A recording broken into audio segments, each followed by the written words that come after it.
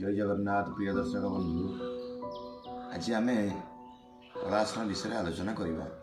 आज आसन है हलासन। हलासन उपकारिता विषय में आज टी सम्यक सूचना देवा। हलासन करने द्वारा आपणकर पेटर गैस समस्या एवं डायबिटीज आपणकर मेरुदंड जनित समस्या यह दूर होता है। यह करने द्वारा यह नियमित अभ्यास कले आमर गैस डायबिटीज एवं मेरुदंड जनित समस्या दूर होता है। आसंत करवा किभली हलासन करवा। प्रथमे पाद को खोलिकी बसवा, तापरे संपूर्ण शोईवा,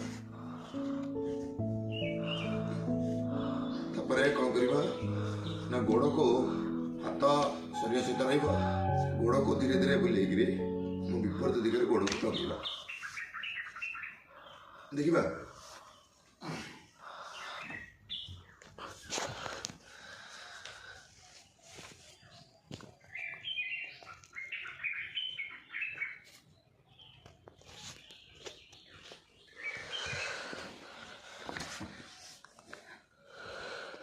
गोड़टी विपरीत दिगरे संपूर्ण भाव में बुले लगेगा। यह हूँ हलासन। नियमित अभ्यास करंतु दर्शक बंधु, आपणकर जो समस्या दूर होबार साहाय्य करिवो। डायबिटीज एवं अंटा जनित समस्या, मेरुदंड जनित समस्या एवं गैस एवं पेटर चर्बी कमिबार साहाय्य करे।